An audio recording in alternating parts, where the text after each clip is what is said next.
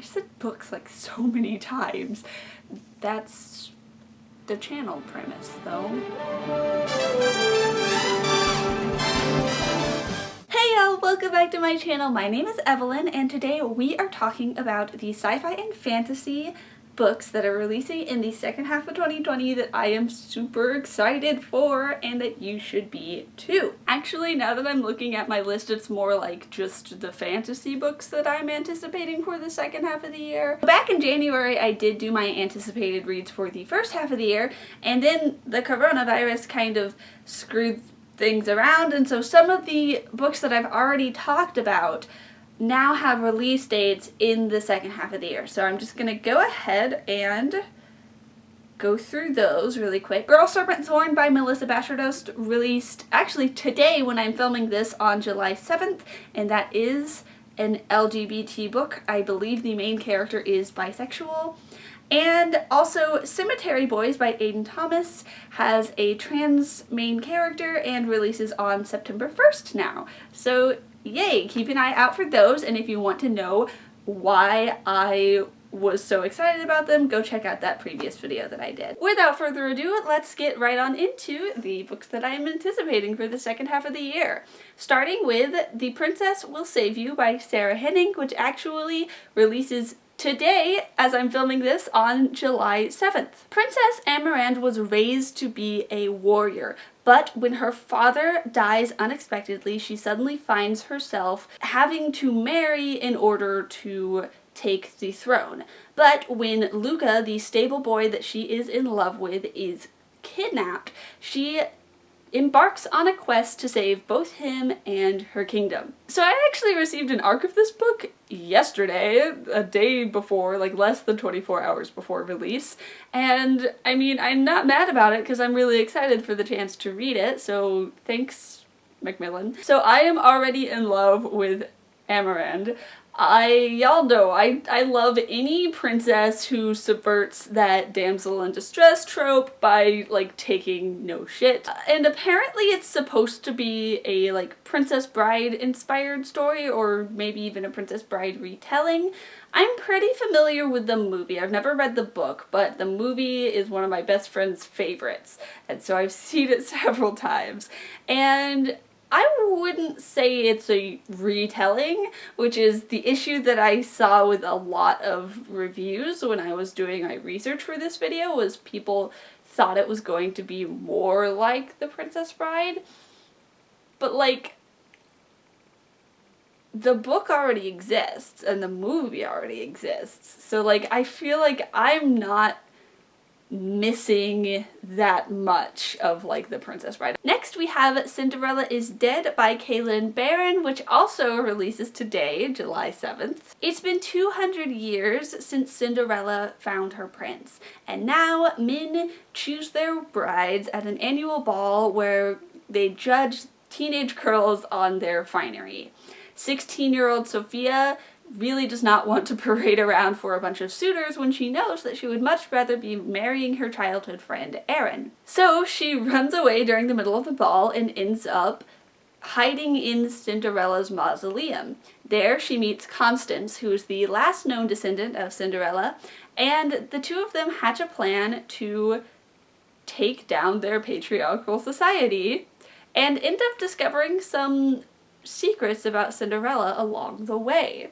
So you guys know that I love fairy tales, and so any sort of Cinderella story, I will snatch that up, and this one sounds amazing. So if you are a fan of queer black girls planning to overthrow the patriarchy, then I think that you should be as excited for this book as I am. Next we have Ghostwood Song by Erin Waters, which is set to release on July 21st. Shady Grove has the ability to summon ghosts by playing the fiddle, which is something that she inherited from her father.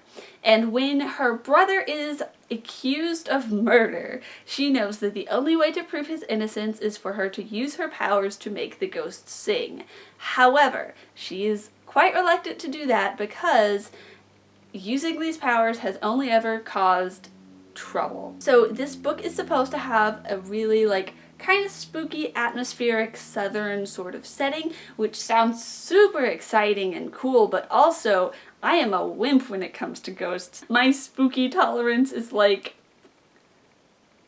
not super high. It's like Haunted Mansion at Disneyland high. But I have been reading and enjoying spooky books lately to some extent. I read the Diviner series by Libba Bray, I read Christine Lynn Herman's Devouring Grey duology, and I love both of those. And this book is supposed to have a bisexual main character, so I think that the rep will be worth it in terms of like the risk of me having nightmares. Next we have Paola Santiago and the River of Tears by Taylor K. Mejia, which is set to release on August 4th. Paola Santiago is embarrassed by her mother's superstitions. She knows that the Gila River is dangerous. Everyone knows that since a schoolmate of hers drowned there last year. But she's too scientifically minded to believe that it's because the spirit woman La Llorona wanders its banks at night searching for people to drag under the water. Plus, the best stargazing spot for the space-obsessed 12-year-old to demonstrate her new telescope is right by the riverbank. But her friend Emma never arrives, and in order to save her, Paola must brave a nightmare world of unnatural, mind-bending monsters and terrifying spirits. So this is a book under the Rick Riordan Presents imprint. As you can tell by this top shelf here, I love Uncle Rick and all of his stories, and I've loved all of the imprint books that I've had a chance to pick up. I am especially excited about this because it is based on Mexican folklore. As I mentioned in my last video when I was talking about Taylor K. Mejia specifically, I am also Mexican American, and so it's exciting to get to see like these stories in this format that I love. This imprint is so good and it's producing such wonderful things, and yay for representation in middle grade fantasy. We love to see it. Next we have La Bisonia by Romina Garber, which is set to release on August 4th. I actually received an arc of this, and so I have read it, but I'm still going to tell you about it because I think that everyone should read it because I really loved it. As an undocumented immigrant, Manuela Azul has spent her life hiding, both from her father's Argentine crime family and ICE. Her entire life fits within the confines of a small Miami apartment, but in one fell swoop, Manu's life falls apart when her surrogate grandmother is attacked, her mother is arrested, and lifelong secrets are unsurfaced. She discovers a secret world straight out of Argentine folklore that is somehow connected to her father's past. Manu begins to learn the truth about her heritage in this strange world where daughters are born as brujas and sons are born as lobizon, aka werewolves.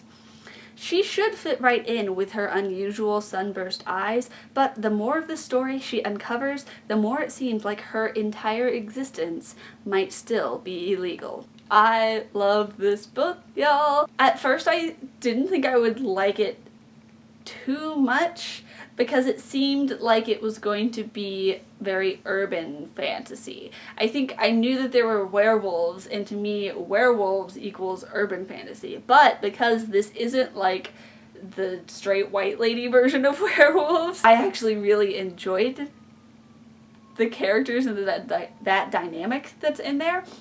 And it's based out of this like folklore mythology, and she just blends elements of urban fantasy and portal fantasy and folklore just into something that's so cool. And so most of the book is actually set in this hidden world within the Florida Everglades, where there is a magical school where all of the girls are brujas and they're learning elemental magic, and then all of the guys are lobizon, they're werewolves, and so they're training as a pack. This is one of the best books I have read in 2020, and I need you guys to pick it up when it releases next month. Next we have The Notorious Virtues by Alvin Hamilton, which is set to release on August 18th. The Holtzfalls are the most powerful family in Wallstad. They control all the money and all the magic in the country. When the Holtzfall heiress is found dead in an alley, the family fortune is suddenly up for grabs. Whoever wins the Veritas, the ultimate magical competition, becomes the new family heir.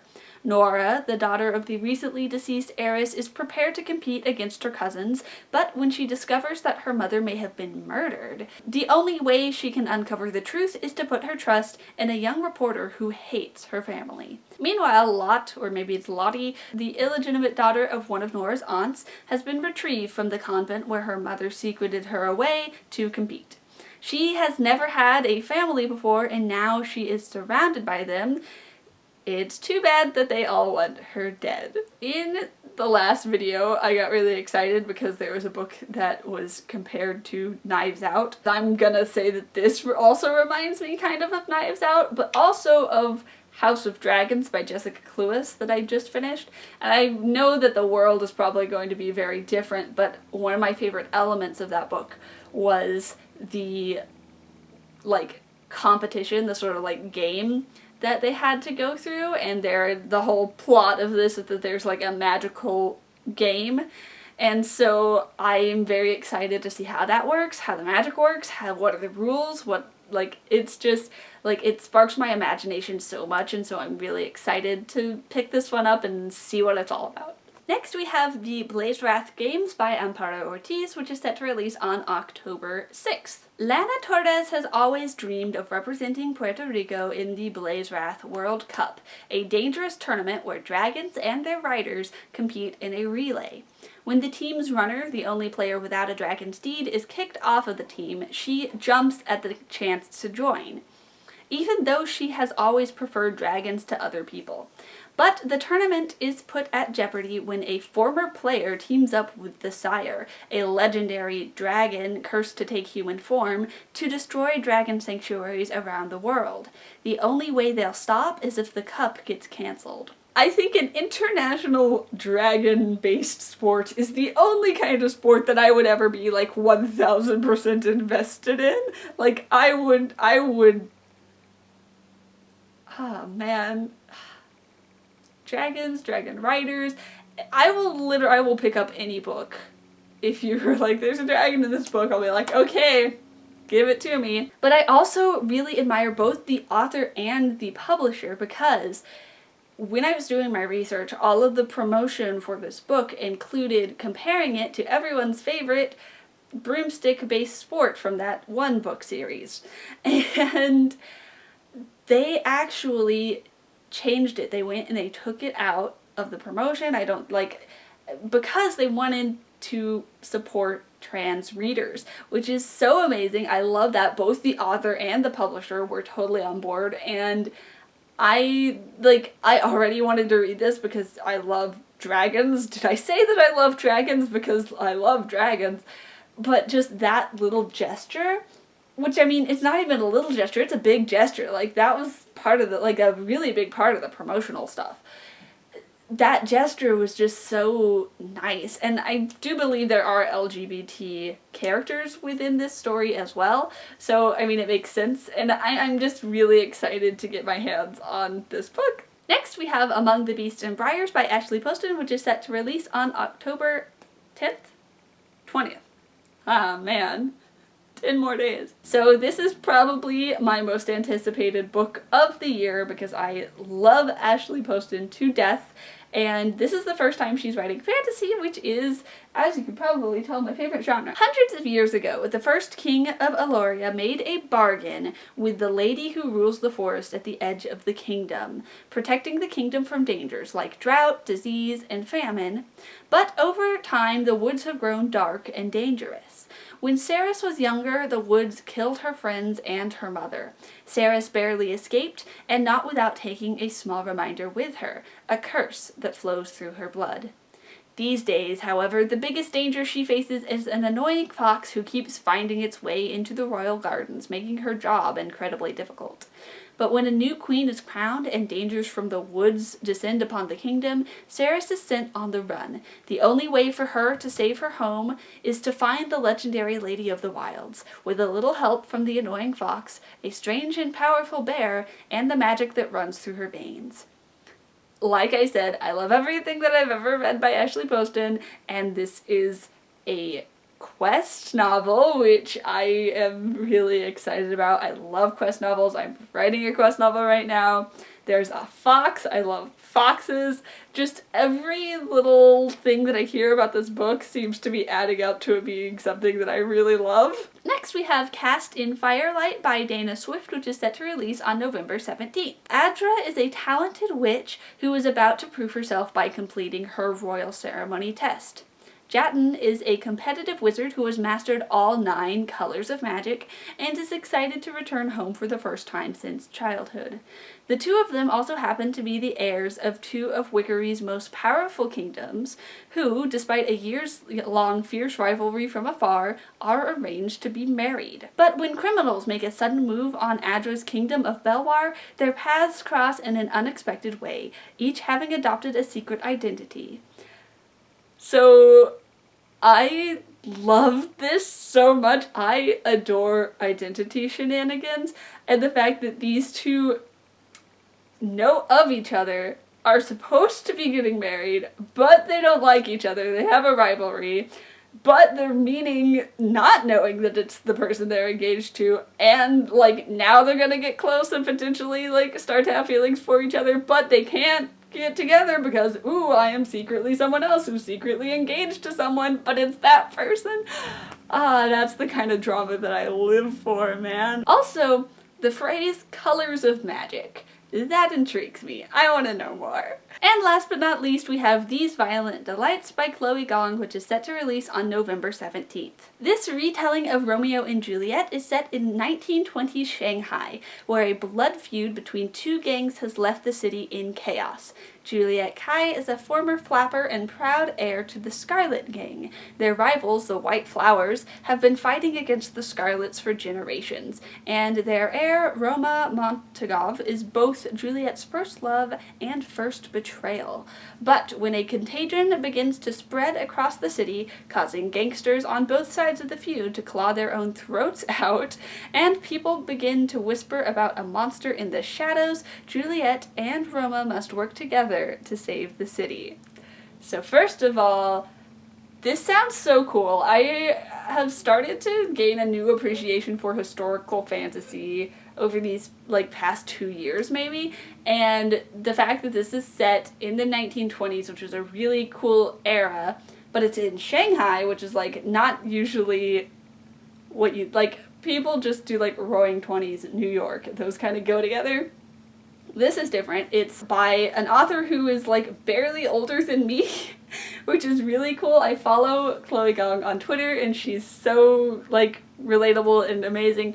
The little video that she did when she got her arcs was so cute. I want to be her friend. Like, high key, I want to be her friend. I have heard nothing but good things about this book. Apparently it's quite intense. The ending, people have been upset by the ending. I don't know, everything that I hear about this just intrigues me, and I love retellings, and Romeo and Juliet is one of the Shakespeare plays that I've read and actually really enjoyed, and so I just, again, everything about this book is adding up for me hopefully really enjoying it, so yeah. Alright, that is all that I have for y'all today. Thank you so much for watching. If you are looking for contemporary recs, you should check out my previous video, because I am equally excited for those books that I talked about as well.